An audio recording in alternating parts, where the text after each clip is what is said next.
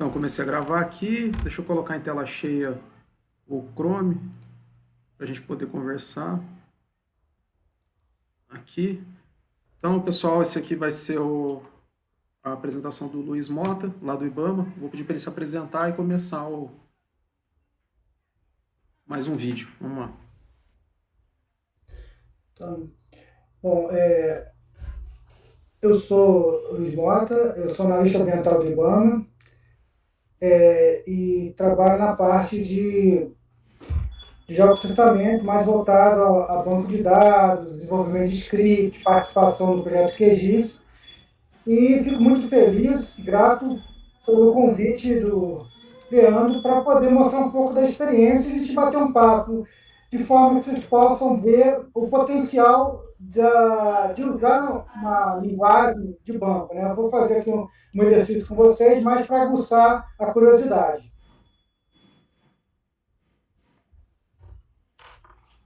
Leandro, vamos bater um papo primeiro Pode ser. sobre fica à vontade. Quando você achar que está na hora, começa a mostrar aqui o exercício aqui, que isso foi uma demanda já há muito tempo atrás, e acho bem legal mostrar esse exemplo. Tá, eu comecei já algumas coisas em outros vídeos.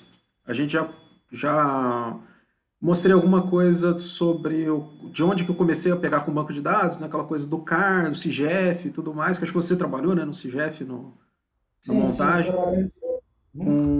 com PostGIS já, não foi? Foi, foi. A gente decidiu usar a ferramenta livre, né? Isso lá nos primórdios, quando era o Terra Legal, tá? Eu participei do Terra Legal, lá tinha pessoal, nesse projeto tinha um pessoal do INCRA, e aí a gente viu o potencial de uso de ferramenta aberta e começamos a mexer com banco de dados, com QGIS, e foi assim bem frutífero, né?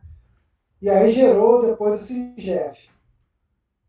Sim, a gente já pegou, acho que mastigado por vocês, porque o CAR já usava o PostGIS pela Universidade de Lavras, mas quando eu entrei já era uma coisa um pouco mais conhecida e mais madura, até dentro do governo mesmo, porque já tinha mais gente usando. E o CIGEF Experiência já era uma coisa que a gente tinha quem treinasse a gente, né? Você treinou um pessoal lá do CAR, o Thiago Marra também chegou a treinar a gente. E acaba fazendo o governo federal é grande, mas os especialistas nas áreas são poucos, né? É bom você falar que o Obama ele fez dois eventos chamados Conferência de Software Livre na área de processamento. A gente fez duas edições e elas estão disponíveis no YouTube. Quem Ah, tiver sim. interesse de ver o uso das ferramentas, né, vocês apresentaram lá nesses eventos. É, eu lembro da Então é bem apresentação, eu interessante. vou colocar aqui na descrição desse vídeo, eu coloco o link então depois. A gente põe Ótimo. na descrição, tá?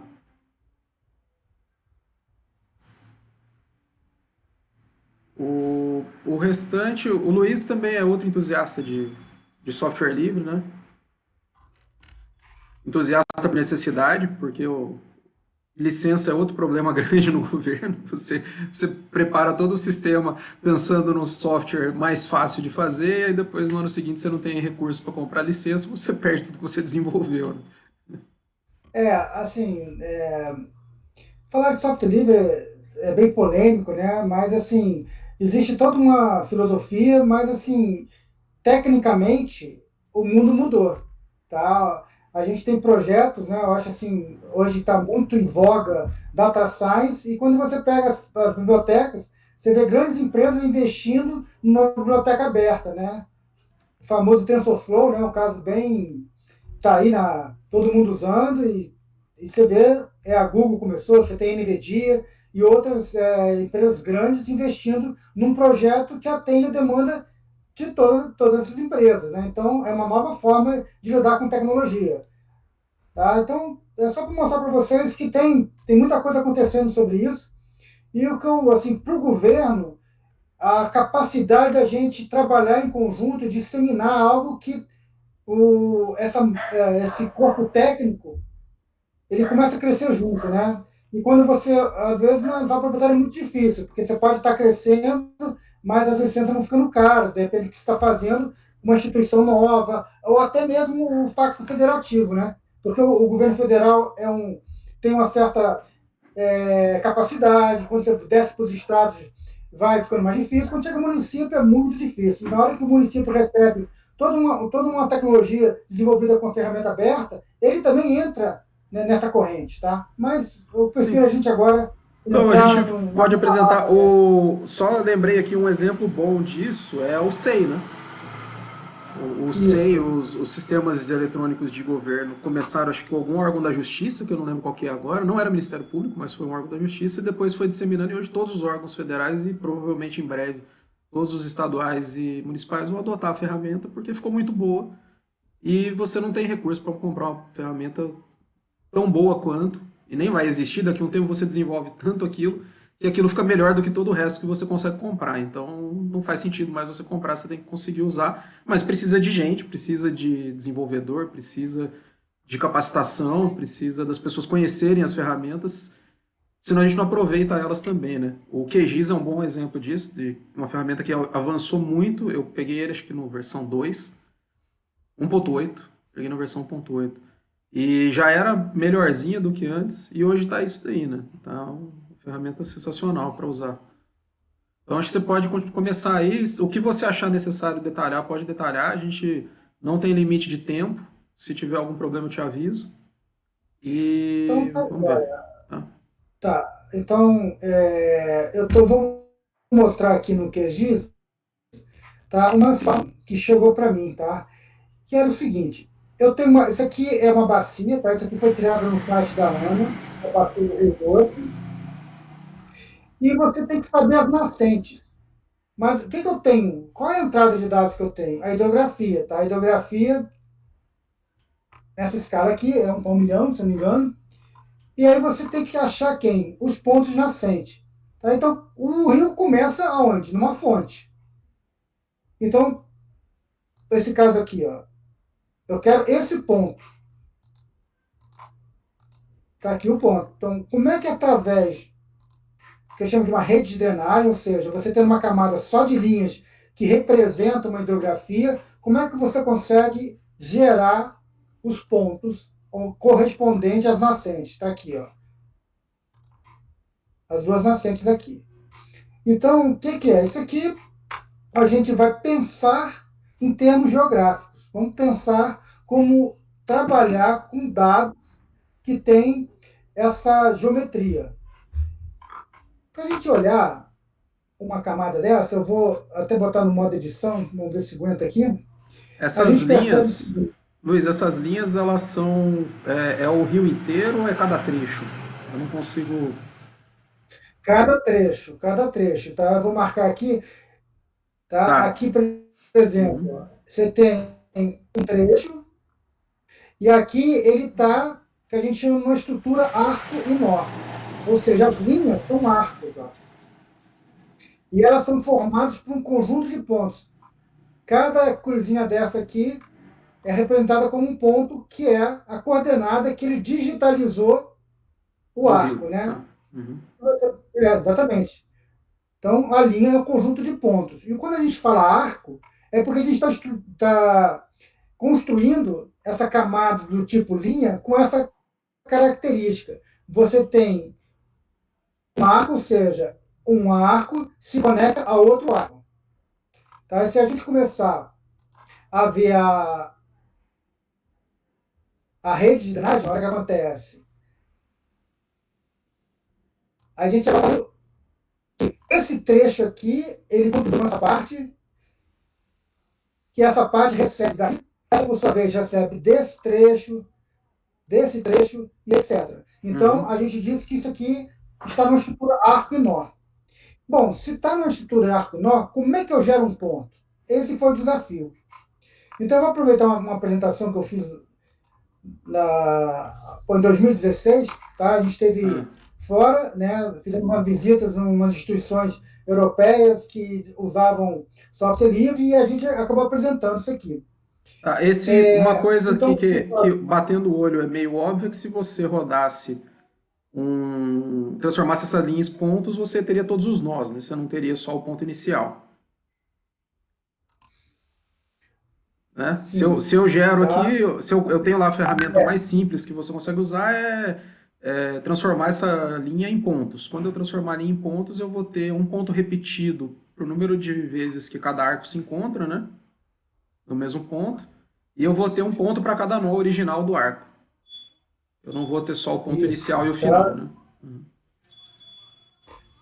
Então, vamos agora seguir a Tá. apresentação. Tá? Então, os dados foram obtidos na ANA.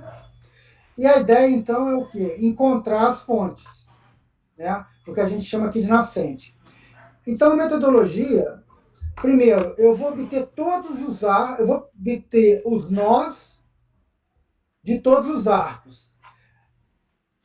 E quando a gente fala nó, o que é o nó? É o início, um arco, essa linha aqui, vou até, espero que consiga ver aqui o amarelinho aqui, depois de gravar o vídeo. Aqui, eu vou até botar no modo edição. Aqui eu tenho o primeiro ponto, então é o nó inicial, e vou até o final, que é o nó final. Os outros a gente chama de vértice, tá? Tá. Então, o que é aqui? Aqui a gente vai obter o nó inicial e o nó final. Então, tá aqui, como eu não tenho garantia que que todos os arcos estão orientados, ou seja, ele começa o nó inicial, ele está na maior altitude e vem descendo em direção à menor altitude. Eu não tenho essa garantia. Então, obrigatoriamente, eu vou ter que tirar o nó inicial e o nó final. Se eu tivesse essa garantia, fica muito fácil, é só você obter o nó inicial. Aí você já tem todas as nascentes. Tá ok? Mas eu não tenho. Então, criou-se uma dificuldade. Então, o que é? Primeiro passo. Aqui eu vou obter o nó inicial e o nó final. Depois, eu vou fazer uma operação, vou voltar aqui, que é o seguinte. Eu vou agora pegar os nós que são conectados apenas em um arco. Por que isso? Se a gente olhar aqui, esse caso aqui, ó, a, aqui, quantos nós eu tenho aqui, Leandro? Quantos nós eu tenho aqui? Eu acho que você vai ter pelo menos dois, né? O do de cima e o do de baixo.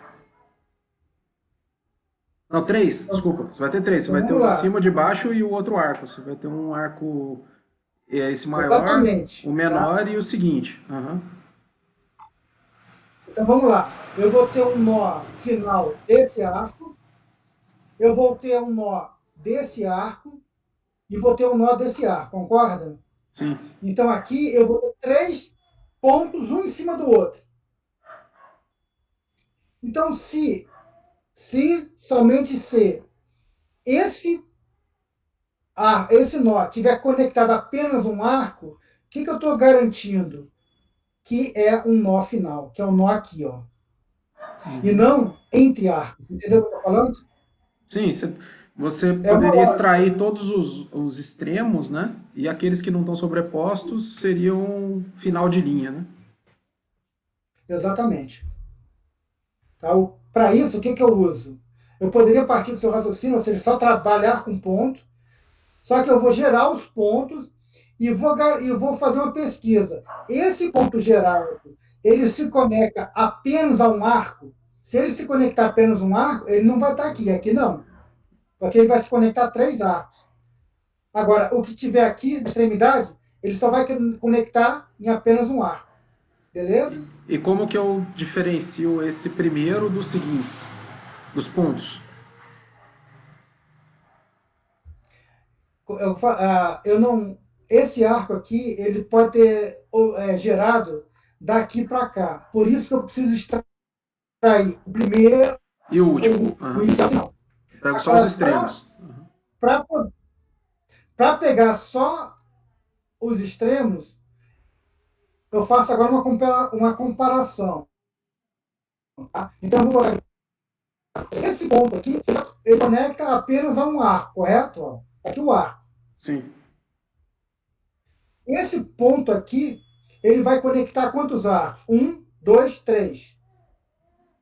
E a mesma coisa vai acontecer com todos os pontos que foram gerados através desse arco, desse arco e desse arco. Porque ao pegar esse arco, eu tenho um início e um fim. Tá esse ponto. Esse ponto se conecta a esse arco, naturalmente, e também a esse arco e a esse arco. Como ele se conecta a mais do que um arco, eu desconsidero ele. Ou seja, eu só vou guardar os pontos que se conectam apenas a um arco. Tá? Então, a ideia aqui é a gente olhar a camada, analisar como ela é feita, a propriedade dela, e aí estabelecer uma regra. A regra é: gere todos os pontos iniciais e finais, e depois selecione apenas os pontos que se conectam a um arco. Uhum.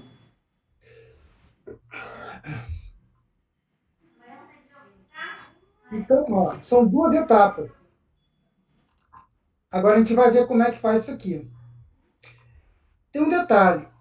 Ninguém vai me garantir. Assim, aí eu estou sendo um pouco mais rígido.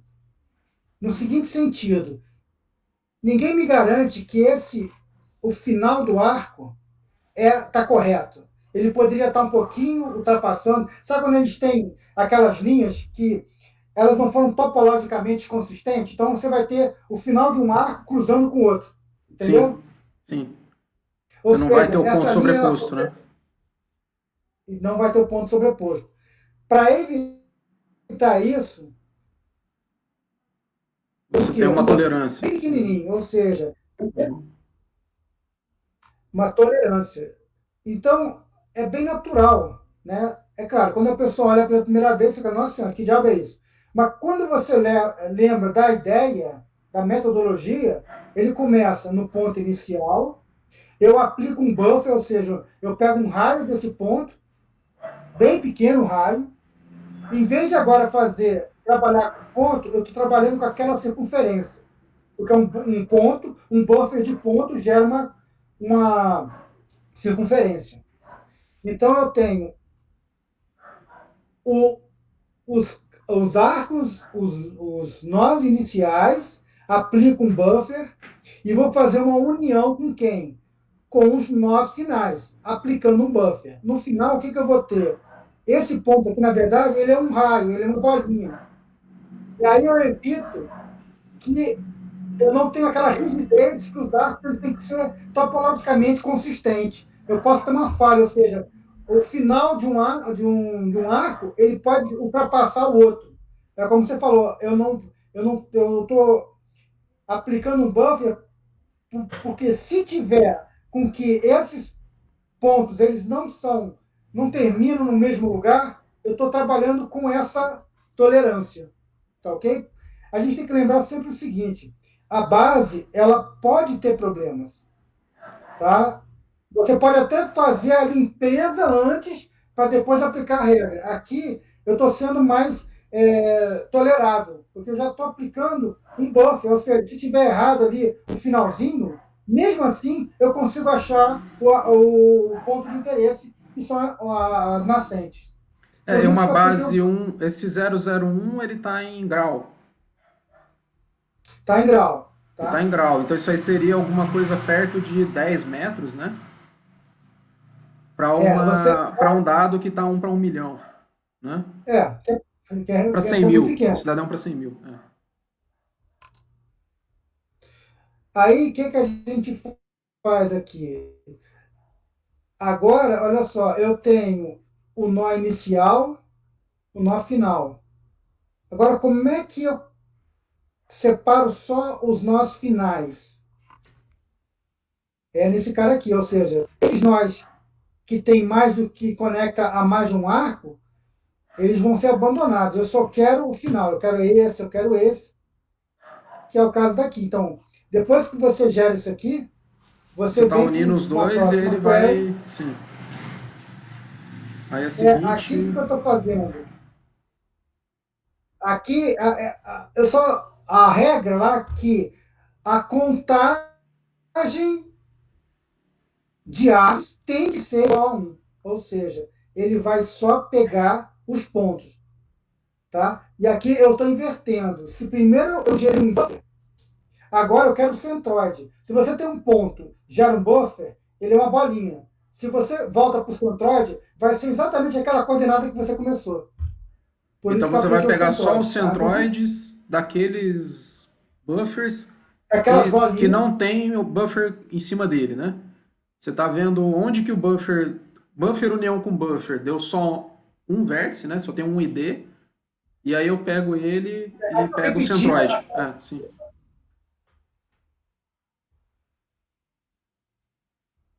tá? Então aqui eu repeti a consulta, é consultas alinhadas, tá? Eu peguei essa consulta aqui e coloquei dentro daqui, tá? Desse parênteses, sim, Agora o B eu peguei, é alinhamento dele, né? Esse B tá? eu consigo mostrar aqui, ó, o Aqui, B, esse B antes do IP aqui, o B antes do geom e o B que vem depois do parênteses é o aninhado, né? esse B aqui é o nome da saída dessa query aqui, tá? Aham. Aí o que acontece? Aqui eu faço um relacionamento com a base original de linha, que é L de linha, tá? Sim. E aí eu verifico se as geometrias elas se intersectam, elas têm interseção do bind box, né? Que eu estou trabalhando aqui, é, como a geometria original é um círculo, eu pego o retângulo envolvente do círculo, essa é uma operação muito rápida. Se isso é verdadeiro, agora eu vou olhar para dentro. Se ele tem interseção com a linha. Se a bolinha, que é o buffer, se o buffer tem interseção com a linha. E aí eu faço um agrupamento. Do momento que eu agrupo, eu calculo quantas vezes isso ocorre. Ela tem que ocorrer apenas uma vez, para ele poder me gerar só esses pontos aqui. Então, o que eu quis mostrar é que a gente parte de uma ideia, tá? Voltando aqui, a gente parte de uma ideia que é eu ter essas linhas todas, eu pego o ponto inicial, o ponto final, depois eu comparo cada ponto desse e ele se conecta com apenas um arco. Se ele conecta apenas com um arco, significa que é uma bolinha, um nó inicial, ou seja, ele está na extremidade. Então aqui foi o que? Mostrar que você pode usar uma linguagem de banco dentro de uma camada de giz, né? Uma camada vetorial. Deixa eu ver que tem uma coisa aqui. Ah, tá. E aí é o seguinte, eu posso aplicar isso aqui tanto numa sintaxe de um banco de dados em arquivo, né, o Specialite. Agora, atualmente, a gente tem o GeoPackage. Eu poderia aplicar isso aqui dentro de um banco de dados, que nem o antigo Access, né? Que a gente tinha todo um monte de tabela lá dentro, em vez de ter planilhas de Excel, a gente coloca tudo num banco, na forma de tabela. Aqui a gente pode fazer a mesma coisa. A gente pode pegar todas as camadas, todos esses shapes, e colocar dentro de um banco. Eu posso Uhum. usar isso, inclusive, arquivo, né? Só que aí você tem que tomar cuidado com a sintaxe. Então eu coloquei a sintaxe do Specialite, tá? E a sintaxe, essa original aqui, era a sintaxe do Postgres. Então agora, e aí, andando um pouco mais, eu poderia fazer tudo isso acontecendo através de uma. De um Python, né? Rodando aqui, Não, ó. nem é Python, O, é o aplicativo da não, Gedal, né? o Aham. da Gedal, onde eu posso selecionar, tá? Eu posso chamar essa query, tá? Ou seja, aquela query que a gente fez toda, eu poderia estar chamando ela direto de um utilitário. Em outras palavras, você está usando uma linguagem e você pode uma linguagem de consulta que gera uma camada nova. Isso tudo pode ser feito sem precisar do banco. Eu estou trabalhando direto num shape, tá? Esse é um recurso bem interessante.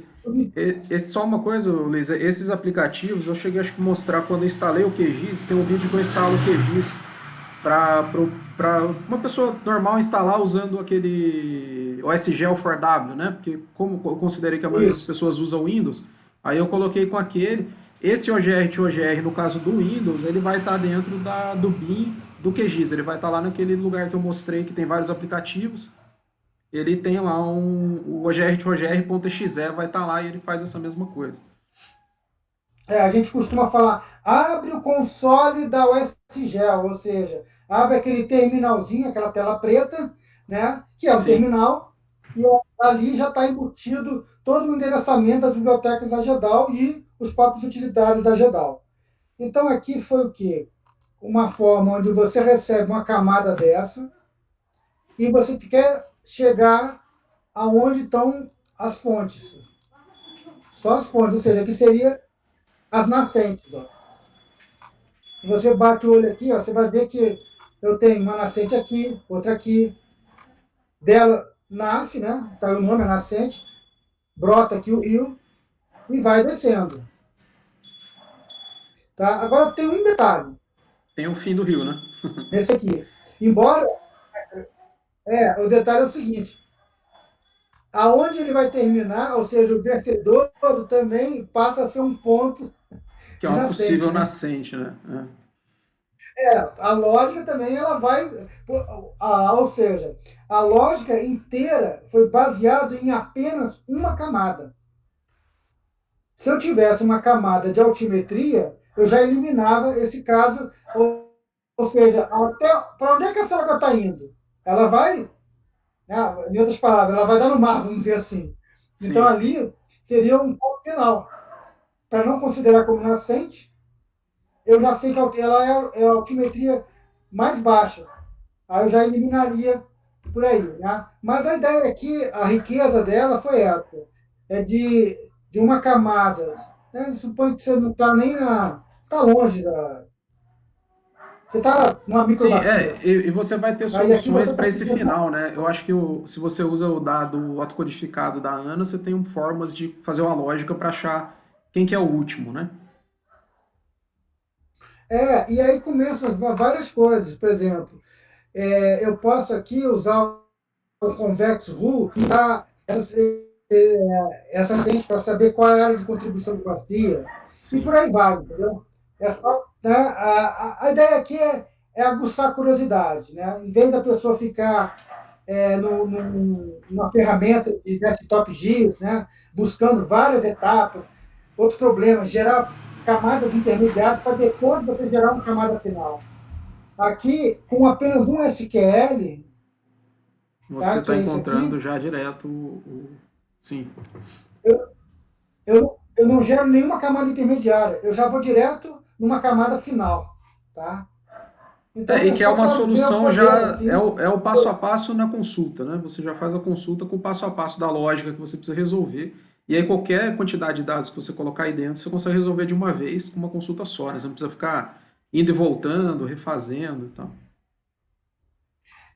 Agora você levantou um negócio bem interessante. Mas eu poderia, né? E geralmente é o tradicional, você criar um modelo ele chama de um workflow, que você usou várias ferramentas aqui, talvez várias não seria o caso, mas umas duas, três, que você gera aqui, O aí você modelinho e vem, usa, né? usa uma ferramenta, cria um modelo, gera, aí passa 2, 3 anos, 4 anos, para você explicar o que você fez, a caixinha já mudou, não é mais o mesmo nome. E quando você tem um SQL, ele mesmo, ele passa a ser uma documentação. Quando Sim, você bateu seus, o olho no SQL, você, ele é entendeu? Ele autoexplicativo, né? registra. Não é muito confortável, tá? Mas Sim. ele é um registro do que você fez, da sua ideia. Que é bem mais simples do que você ficar anotando, fazendo fluxo, etc, etc, para falar que aquelas caixinhas que você está usando, tá? Em vez de você usar caixinhas e modelos, tá? Você tem registro, tá? Vamos dizer, um registro bruto. Você consegue, daqui a 3 anos, rodar e ele vai estar até te atendendo, né? Senão você vai ter que traduzir novamente, descobrir qual foi a caixinha que mudou e etc, tá? Sim. E o legal do SQL é isso, né? Ele é uma linguagem, o conceito de banco de dados relacional já é um conceito muito antigo. Então ele está muito maduro já. Tá? Então, por mais que avance, ainda, sei lá, o exemplo clássico, a Oracle, né? Por que ela não faz um banco de dados é, orientado a objeto? É, NoSQL, né? porque o NoSQL já é uma outra. trabalhar por dicionário, enfim, porque resolve os problemas. A resposta deles é essa. Sim. Porque até agora a gente consegue resolver o mundo, os problemas através dessa linguagem, tá? É lógico que eles avançaram, tem muita coisa que eles vão colocando a mais no SQL padrão, mas assim, o que eu quis mostrar aqui, dessa capacidade de você raciocinar e poder traduzir isso aqui através de uma linguagem em banco. Essa era a ideia, Tá Leandro, bom, de Luiz. mostrar para o pessoal. Que eu vou. Minha sugestão aí para você. Eu achei muito legal, acho que é um exemplo bom já de introdução do geral do uso e como aplicar. Eu estava com um plano já com os dados que eu usei hoje à tarde, de manhã, com os dados. Eu peguei os dados de ocorrência de um determinado tipo de cobra no Brasil inteiro, que tinha no Brasil todo. Porque aí eu peguei Não é uma. Naja, não. Não, era jararaca. Mas eu fui inspirado por essa naja que apareceu aí no DF. Tá, Aí tá, eu imagino. eu encontrei a jararaca, que eu sabia que tinha jararaca, tem algumas espécies que tem no Brasil todo. Aí eu coloquei e dei como exemplo só de como você usa no QGIS para fazer um mapinha simples, né? Aí a ideia é que eu pego Uhum. esses mesmos dados de cobras e talvez algum outro de uma planta, alguma coisa também que tenha bastante ocorrência no Brasil todo, e vou fazer algumas. Apresentar os joins, os relacionamentos de tabelas a partir desses pontos e os relacionamentos espaciais. Então, pegar, por exemplo, em quais municípios ocorre aquele animal e quantas daquela ocorrência tem em cada município, mas tabular, fazer as tabelinhas, fazer resumo, né? Mas, ó, isso aqui eu sei que tem a cobra e uma orquídea, por exemplo, elas ocorrem em 200 municípios de Minas Gerais, aqui eu vou pegar na Mata Atlântica, e o tanto de ocorrência que teve em cada um é isso, isso, isso, o que tem mais é tanto, o que tem menos é tanto, e vai ser essa mesma ideia, eu vou fazer juntando os dois, né? A parte espacial e os conceitos de você relacionar a tabela, porque muitas soluções que a gente faz na cabeça, que a gente tem a solução espacial, às vezes elas podem ser resolvidas por informações que estão nas tabelas desses dados que já estão espacializados e disponíveis. Então a ideia é quando usar um e quando usar outro, e também às vezes usar um para validar o outro. Se às vezes tem uma informação que diz que, por exemplo, um dado de coleção de museu, que aquele dado é do Espírito Santo, aqui de onde eu estou, então é do Distrito Federal, e quando você olha no espacial, ele está no Oceano Atlântico. Ou ele está, eu vi uns dados hoje que eu baixei do próprio CIBBR, desse das cobras, tem uns dados na Ásia. Aí eu não sei se aquele dado da Ásia é um dado de coleção de algo que foi coletado lá naquela região e tem o dado, ou se é um erro. Isso já é um indicativo de que aquilo pode ter um problema, ou é um dado talvez que eu não vá considerar, porque talvez aquele dado específico seja, sei lá, de cativeiro, alguma coisa assim. Então, a vantagem, além de você conseguir fazer todos os processamentos com o dado espacial, se você considera a camada espacial da sua informação, você tem menos chance de erro e você tem mais possibilidades de análise, né? Você consegue Tá. chegar mais longe com aquela informação porque você sabe onde ela está. Tem também essa. A questão é o seguinte: você pode atribuir uma espacialidade de um dado através de um literal. Quando você fala, isso aqui está na localidade tal, isso aqui está no município, ou seja, o nome representa um local. E às vezes, como você não tem um objeto geográfico, você não vai ter lá o ponto, a coordenada do ponto, ou você não tem um polígono no município, fica difícil saber se aquilo está ou não coerente. Então é uma forma também, é uma garantia, vamos dizer assim. Quando você gera um dado através do cruzamento espacial, ele é mais fidedigno do que apenas você fazer um cruzamento usando uma tabela de código do IBGE e talvez a pessoa usou o código errado. Sim, ou você pega uma informação que só de você visualizar aquilo no mapa, mesmo quem não está acostumado com o mapa, mas de você ver que alguma coisa que costuma ocorrer no Sudeste está localizado para cima do Amazonas, pode ter alguma coisa errada. Uhum. Então também é um indicativo de que você tem um dado correto ou não. A gente descartou em um projeto aqui alguns dados por causa disso, porque algumas informações da coleção tinham coordenadas erradas, ela não batia dentro do estado que ela dizia que batia. Então você já descarta aquela informação, porque o restante você não sabe se está correto ou não. Ou você volta lá e vê o que que é a informação, ou você corrige, né? Também tem, assim, quando a gente trabalha, e hoje cada vez mais, né, a gente está vivendo um boom de dados, né, cada vez mais dados, é sempre bom você confrontar a base. Eu sempre falo, pô, se tem duas bases que estão falando que tem o mesmo, que estão representando a mesma informação, se você compara essas bases que vieram de outras origens, se as duas estão batendo, é porque os dois trabalhos estão bons. Quando você confronta e há uma diferença, algum deles pode estar errado. Sim, Entendeu? sim. Então é sempre bom a gente fazer o que a gente chama de double check. Você poder pegar uma fonte que não é, ela não tem origem na fonte que você usa para você fazer uma conferência. Porque aí você está falando, pô, eu estou comparando com outra fonte e está dando a mesma coisa, está coerente, etc. Tá? Então é bem importante a gente poder confrontar sempre aquilo que a gente está gerando com a outra base. Tá? Isso aí Sim. é uma forma de você filtrar aí, possíveis erros que você possa estar gerando. Tá bom, Luiz, obrigado. Eu vou encerrar então esse vídeo, a gente encerra. E o treinamento que a gente está fazendo aqui essa semana, ele é do Simbioma, né? Que é o simpósio aqui que a Associação Museu dos Amigos do Museu Melo Leitão, que é o originário do IMA, né? Do Instituto Nacional da Mata Atlântica, ele meio que ele é a continuação desse Museu Melo Leitão. Hoje o museu está dentro dele, do Instituto. E ele tem uma associação de amigos, igual tem a associação de amigos do Museu Nacional e de outros, né? E essa associação, junto com o Instituto Nacional do Mata Atlântica, eles fazem todo ano eles fazem esse evento, que é esse simbioma.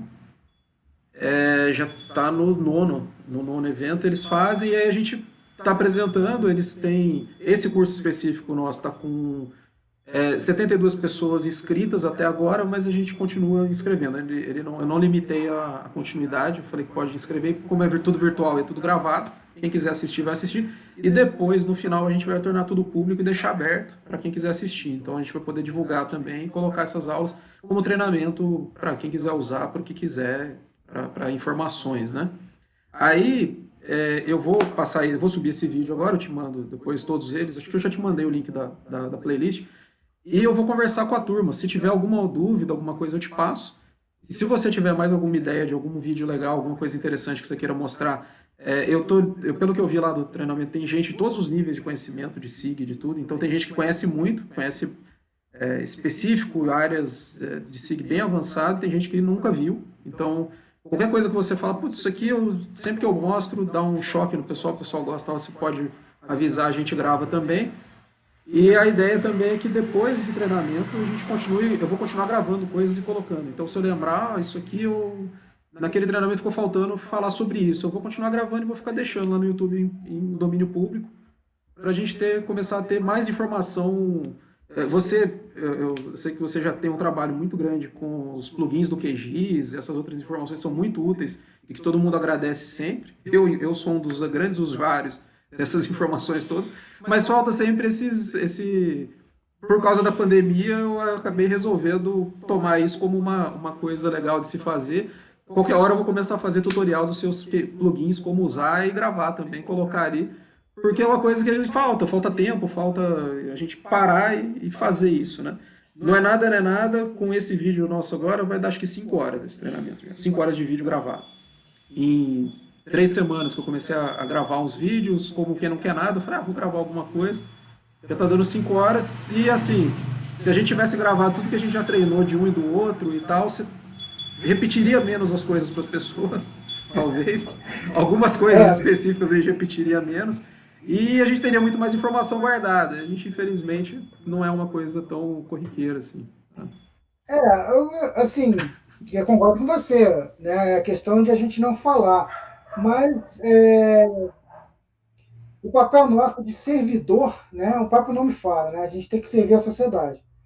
Então, se a gente internaliza essa prática de compartilhamento, né? Fazer com que as comunidades fazem. Né? Elas se juntam dentro de algum tema, Um faz um capítulo, outro faz outro, e a coisa vai crescendo, tá? Então, é isso que eu estou vendo, é uma transformação, tá? Então, a gente está passando por isso, tá? É como a minha expectativa é que amanhã venha outro Luiz, outro Leandro, pega o que você fez melhor, e quando Ah, você com vê, certeza. E com essas distâncias diminuindo, né? Como você tem tecnologia, a gente tá, a gente trabalhou durante 6 anos quase a metros de distância, né? Menos de 500 metros de distância. Você lá no antigo CSR ou no Serviço Florestal. Agora a gente está a 1.400 quilômetros de distância e está fazendo um negócio que a gente nunca fez lá. Mas é isso, faz parte, né? mas é cultural, né? Às vezes a pessoa pode estar do lado da sala e você nem sabe o que está fazendo, né? E Mas às não vezes que está fazendo uma a coisa gente boa. fazia, né? A gente fez os treinamentos juntos, mas para público, um público limitado, que é o que eu ia fazer agora de novo. A proposta original desse treinamento era ser presencial e aqui ele estava agendado desde janeiro, já as datas, e acabou que tudo levou a ser desse jeito, né? Ah, pô, fico feliz, porque é Legal. como você falou. Agora, isso aí pode, no momento que você disponibiliza, pessoas vão ter contato. Aí vai ter a fase 2, né? Ah, vamos melhorar isso, enfim. Vamos refazer A- tudo. a- É isso. Veio outra tecnologia, né? Mas É, é isso aí, Leandro. tá bom, Luiz. Boa noite, Obrigado. obrigado Boa pelo noite. tempo. Precisamos Valeu. estar Eu à vou, eu disposição. vou parar a gravação aqui e a gente se despede fora da gravação também. Vou encerrar então a sessão de agora. Ela parou com 41 minutos. Eu vou encerrar e vou subir. Eu tenho subido tudo na íntegra, do jeito que eu gravei, para não. Até para ficar essa. Não ficar uma coisa robótica, editada e tudo mais. Eu tô só gravando e é como se fosse uma aula, como se eu tivesse te ligado, tava o público aqui do lado, a gente fala e depois agora a gente vai ver o que, que o pessoal fala. Aqui tá todo mundo, como digo, de pijama, né, pô? Sim, sim. Estão Deixa eu bem parar aqui lembrado. então. Beleza.